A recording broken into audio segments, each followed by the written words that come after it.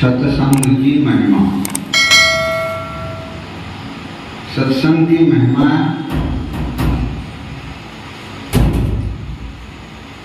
इस तरह होती है जैसे कि वस्त्र के मैल को साबुन साफ करता है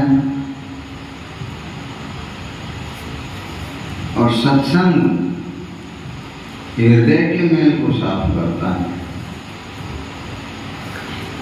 सत्संग की महिमा बड़ी भारी बताई गई है। उसको समझने के लिए हर मनुष्य के पास बुद्धि नहीं है, बल नहीं है, विवेक नहीं है, क्योंकि मनुष्य अपना खान पान भूल गया है। वह पाश्चात्यता का जीवन जीने में मग्न है। सात्विक भोजन उसके लिए दुश्मन के समान प्रतीत होता है। इसलिए मांस मदिरा का सेवन अधिक करना, जुआ सट्टे और चुगलियों में ज्यादा अपने समय को व्यय करना मनुष्य ने अपना मुख्य कार्य समय रखा है, बना लिया है। जब सात्विक वस्तु उसके जीवन में कभी आ ही नहीं रही है तो उसका विवेक कहाँ से जागृत होगा, बुद्धि कहाँ से आएगी। और जब बुद्धि और विवेक नहीं है तो फिर बल कहाँ से आएगा। बुद्धि होगी तो बल आएगा, बुद्धि होगी तो विवेक चलेगा। जब सात्विक भोजन नहीं है, सात्विक विचार नहीं है, सात्विक रहन सहन नहीं है, तो वह बल बुद्धि और विवेक से वंचित तो रहेगा ही और रहना ही पड़ेगा। अब विवेक के अभाव में, बुद्धि के अभाव में वह यह भूल चुका है कि ज्ञान भी कोई वस्तु होती है और वह ज्ञान मनुष्य को बड़े भारी दलदल से उबार लेता है। कितने ही बड़े कष्ट मनुष्य के पास क्यों ना आ जाएं, अगर उसके पास ज्ञान है, सत्संग है, विवेक है, तो बल तो उसके पास रहते ही आ जाता है। और जहाँ बल उसमें प्रकट हुआ, मानो समस्त लोगों का समूल नाश हो जाता है। अब रोग किस प्रकार के हैं? कुछ रोग सामाजिक हुआ करते हैं, कुछ पारिवारिक हुआ करते हैं, कुछ आर्थिक, तो कुछ अपने नाते रिश्तेदारों के हुआ करते हैं। अब इन समस्त दुखों को बगैर ज्ञान के हम मिटा नहीं सकते। इन समस्त दुखों की औषधि केवल और केवल ज्ञान है। ज्ञान सत्संग में मनुष्य जब मग्न हो जाता है, लगनशील हो जाता है, उसकी भूख उसे सताने लगती है, उसमें ललायित हो जाता है, तब वह उसमें डूब जाता है। और जहाँ ज्ञान में मनुष्य डूबा कि मानो वह ब्रह्म ज्ञानी बन जाता है और उसे स्वयं का ही नहीं, अनन्य लोगों के विषय में भी जानकारी प्राप्त हो जाती है। किस मनुष्य को कब क्या कष्ट आएगा और उस कष्ट का निवारण कैसे और कहाँ होगा, ये सभी जानकारियां उसको विरासत में प्राप्त हो जाती हैं। उदाहरण के लिए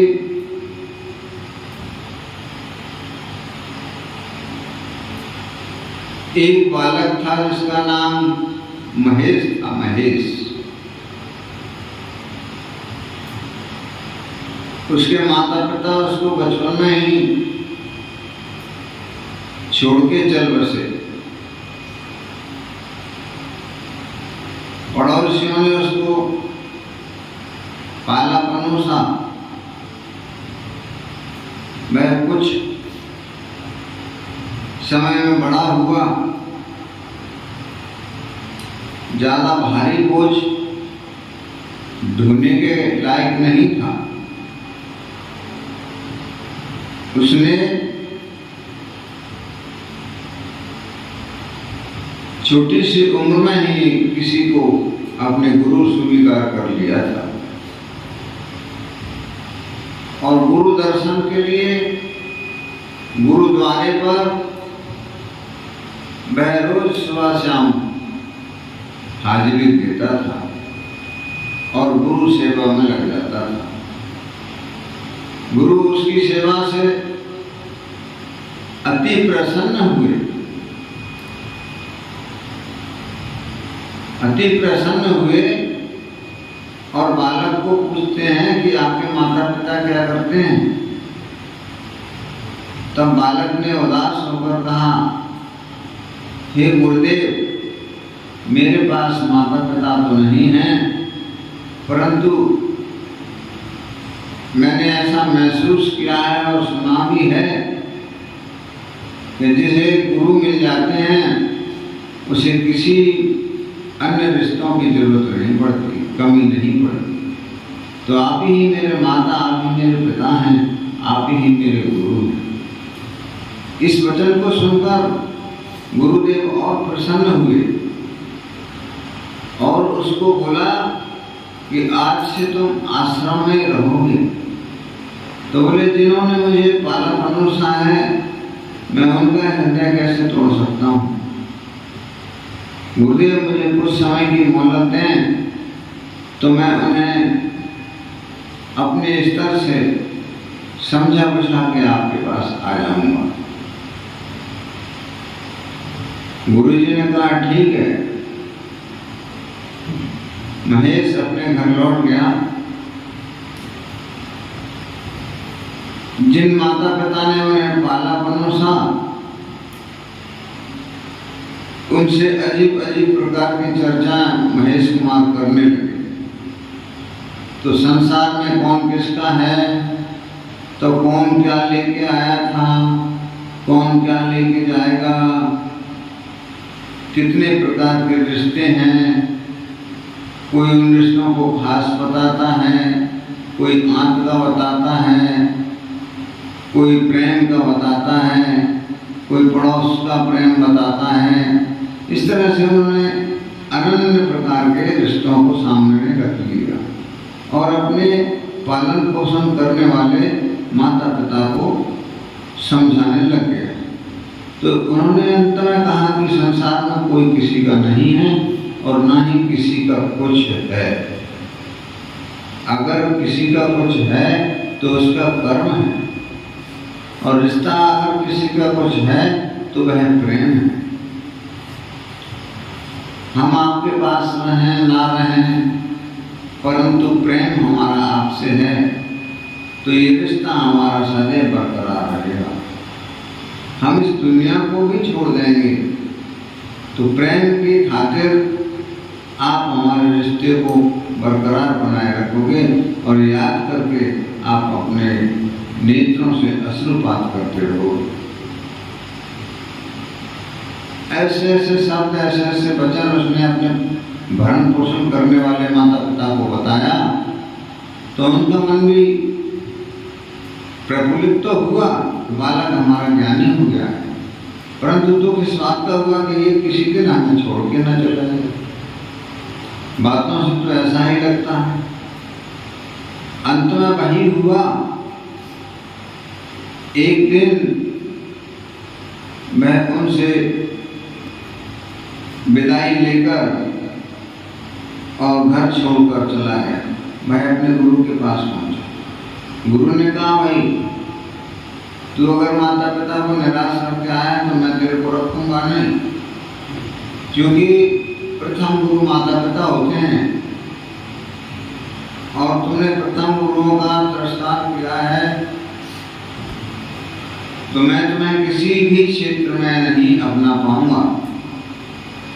उन्होंने कहा, स्वामी मैं तो बड़े लाड़ प्यार से, राजी राजी से, खुशी खुशी से उन्हें त्याग के आया हूँ और ऐसा त्याग भी नहीं किया है कि मैं उनके पास ना जाऊँ। मैं उनके पास रोज जाऊँगा, अपनी मेहनत मजदूरी जैसे मैं करता था वैसे करूँगा। मेहनत मजदूरी में मुझे जो भी धन प्राप्त होगा वह मैं उन्हें ही दूंगा, भोजन प्रसादी में मैं ही करूँगा, परंतु वास्ता मुझे केवल आपके ज्ञान से और आपसे है। तो गुरुदेव भी खुश हुए। अब उसका टाइम बन गया, रोज उनके पास सत्संग सुनने जाता था।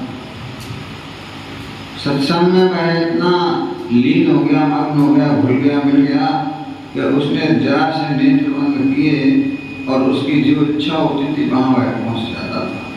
जिसके हृदय में घुसना था उसके हृदय में घुस के उसके पूरे जीवन लीला की कहानी को वह सुन लेता था, समझ लेता था और बाहर निकल के लोगों को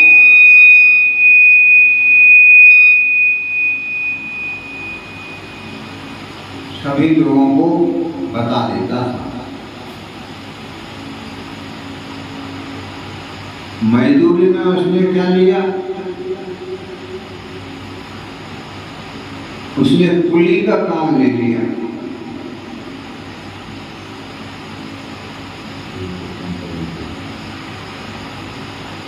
कुली का काम जहां लिया तो बोझा ढोना पड़ा। बोझा ढोने में उसे कोई शर्म नहीं,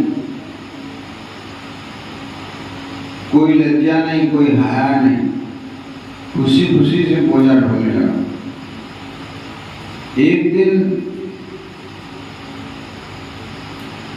उसके मन में आया कि मैं बोझा तो ढोता ही हूँ, लेकिन गुरु का ज्ञान कैसे बांटूं? मैंने वादा किया है कि हे गुरुदेव, आपके सद्विचारों को, आपके द्वारा सुनाए सत्संग को मैं अपने मुखारबिंद से अनन्य लोगों तक पहुंचाऊंगा। तो उसने केवल एक प्रण कर लिया, नीति बना ली, जिसका भी मैं बोझा ढोता उसको पहले बोलता है, भाई मजदूरी जो तू देगा वो मैं ले लूंगा, मगर तुझे मेरी एक शर्त मानना होगी। सामने वाला व्यक्ति पूछता है, ऐसी क्या शर्त है? बोलो। बोले, या तो तुम्हें मेरा सत्संग सुनना होगा शर्त में, या फिर अपना सत्संग मुझे सुनाना होगा। ये मेरी छोटी सी शर्त है। तो मरता क्या नहीं करता, उन्हें अपना सामान बलवाना था, उन्होंने यश कर दिया। बोले ठीक है, अच्छी शर्त है। तो एक व्यापारी 2-4 वर्षों में व्यापार करके लौटा। उसके पास धन संपत्ति की तिजोरी जैसे बक्सा वगैरह था। उसने कुली की आवाज लगाई तो वह लड़का दौड़ के पहुंच गया। बोले, हाँ साहब, सेठ जी कहाँ जाना है? सेठ जी ने कहा, अपना ठिकाना बता दिया, दूरी बता दी। बोले 1 किलोमीटर या 2 किलोमीटर चलना है। उसने सब बातों को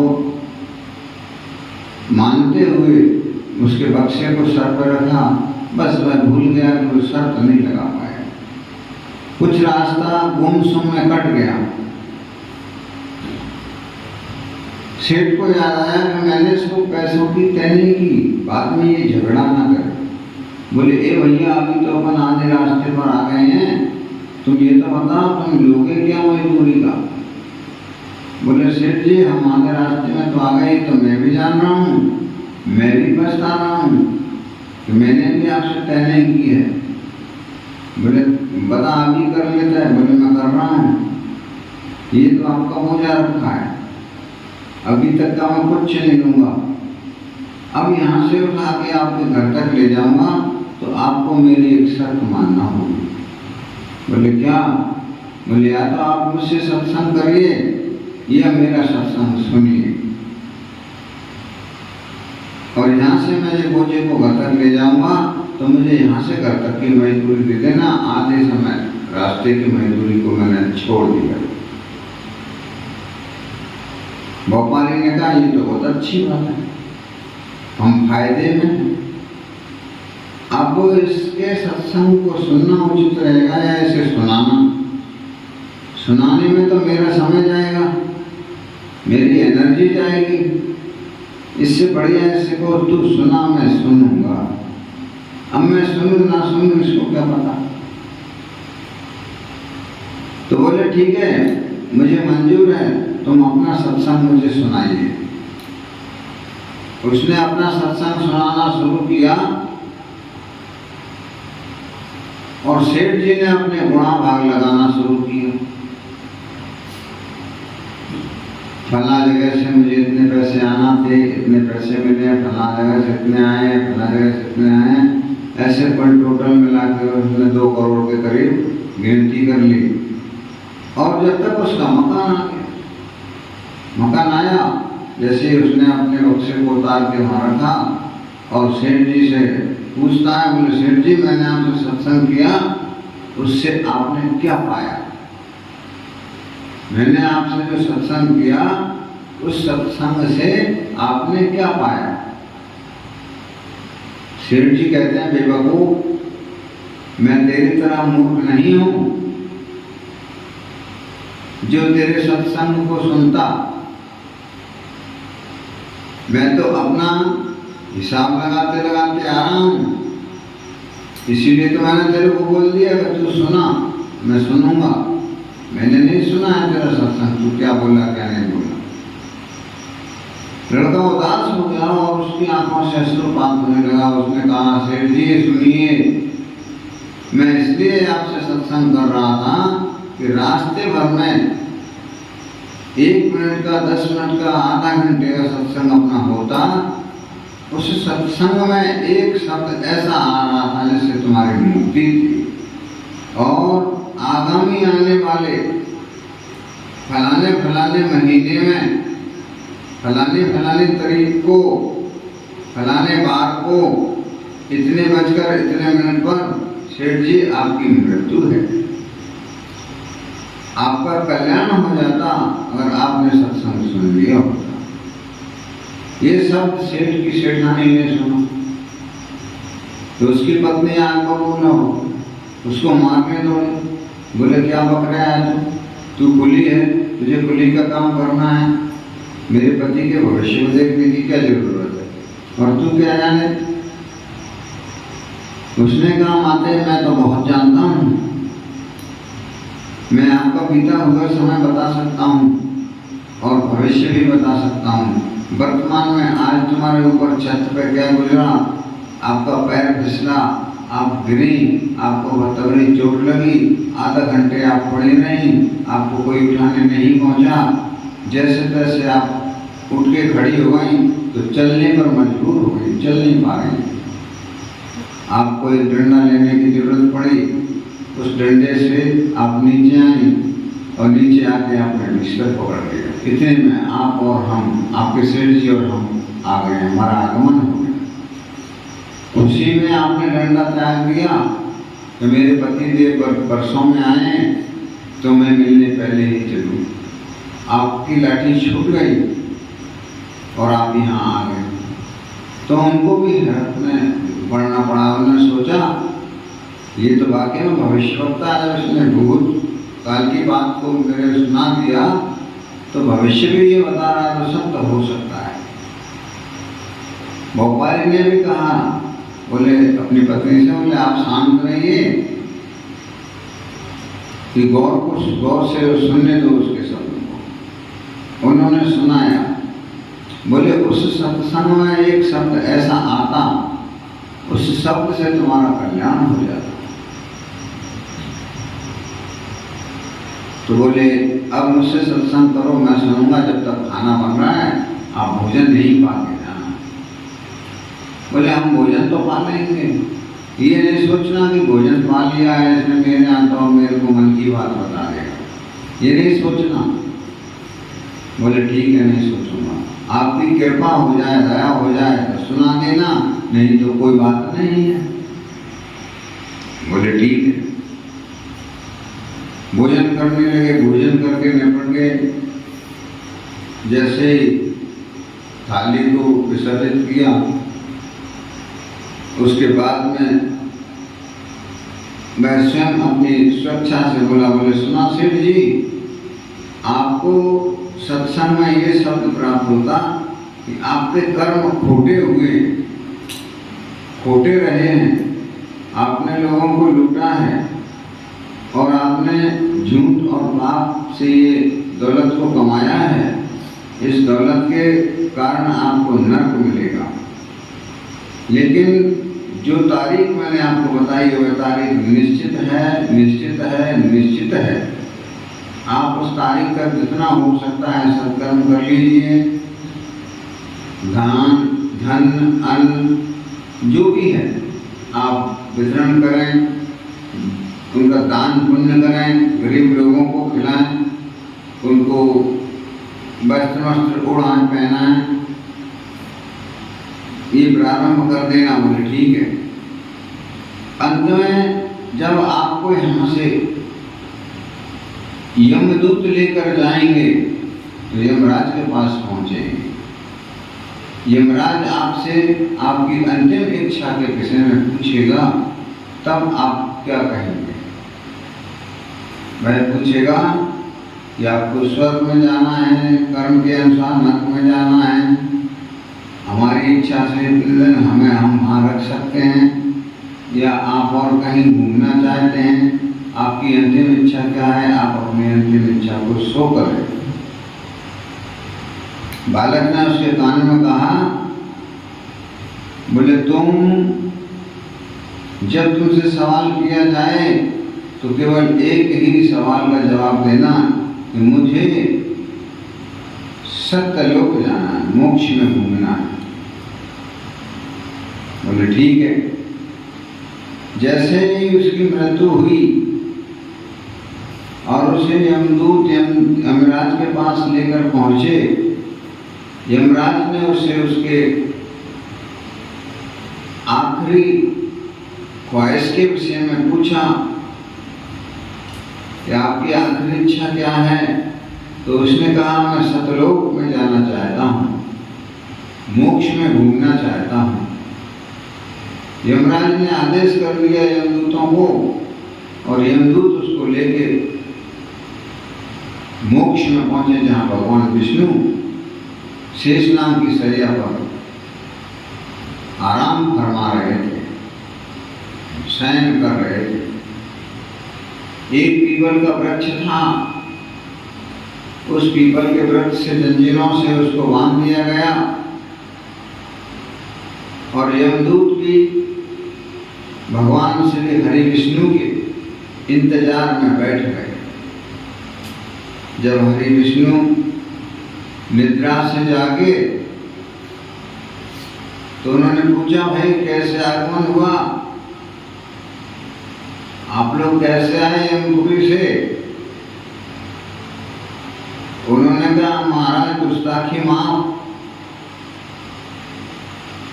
हम एक बंदी को लेके आए हैं, उसकी अंतिम इच्छा थी मोक्ष द्वार घूमने की, आपके दीदार करने की। बोले ठीक है, उसको मेरे सामने लेके आओ। पीपल के वृक्ष से उसको निकाला और भगवान श्री हरि विष्णु के पास उसको ले जाया गया। जहाँ उनकी पेशी हुई तो हरि विष्णु ने कह दिया, जाओ तुम सजा मुक्त हो और तुम अपनी स्वेच्छा से ना सही पर मेरी स्वेच्छा से आप ऐसे मोक्ष धाम में निवास करो, ये मेरा आदेश है। यमदूतों से कह दिया, भाई यमदूतों, आप आप वापस जाइए और अपने राजा यमराज से कह देना कि मोक्ष से भला कभी कोई वापस आना चाहेगा। इस तरह से कभी किसी को उसकी इच्छा के विषय में ना पूछकर मोक्ष के द्वार पर कभी ना लाए। उसका कल्याण हो गया। वह बच्चे के 2 मिनट के सत्संग से उसको मुक्ति प्राप्त हो गई। तो सत्संग बड़ी ताकतवर वस्तु है। मनुष्य के जीवन में सत्संग बहुत अनिवार्य है। सत्संग नहीं है तो हर घर कलह का घर है। हर घर में क्लेश होता रहता है और होता रहेगा। कभी सास बहू का झगड़ा, कभी ननद भौजाई का झगड़ा, कभी दौरानी जेठानी का झगड़ा, ये मान के चलिए कभी माँ बेटी का झगड़ा, ये चलता ही रहेगा। कभी पिता पुत्र का झगड़ा, कभी माँ बेटे का झगड़ा। ये झगड़े कभी खत्म होने वाले नहीं हैं। बिना ज्ञान के मनुष्य को पशु समझा है और पशु के पास बोला ज्ञान नहीं है। ज्ञान नहीं है तो वह क्या अपने घर और क्या मकान को सजो के रखेगा, क्या किसको एकत्रित करके रखेगा, किसको संगठित बना के रखेगा, किसको ज्ञान वितरण करेगा और कहाँ से ज्ञान वितरण करेगा। इसलिए समस्त भक्तजनों से, आगंतुकों से, समस्त माननीय आश्रम के सदस्यों से मेरा एक ही अनुरोध है, सभी महानुभाव उसको ध्यान से सुने कि वह अपने बच्चों को उचित शिक्षा प्रदान करें, उचित ज्ञान प्रदान करें, उचित रास्ता प्रदर्शित करें, बुरी संगतियों से बच्चों को बचाएं, अपनी संतति को सुरक्षित रखें, शिव रखें और उचित भोजन दें, उचित वस्त्र दें, उचित सीख और शिक्षा दें, जिससे आपके जीवन में बड़ी सुंदर महक आएगी। आपका पूरा चमन महक जाएगा। बुढ़ापा जब आपका आएगा तब आपको किसी के आगे एक गिलास पानी मांगने के लिए हाथ को नहीं फैलाना पड़ेगा। इसी के साथ मैं अपनी वाणी को विराम देता हूँ। सभी माता बहनों को, सभी साथियों को, सभी भाइयों को सादर हरि ओम।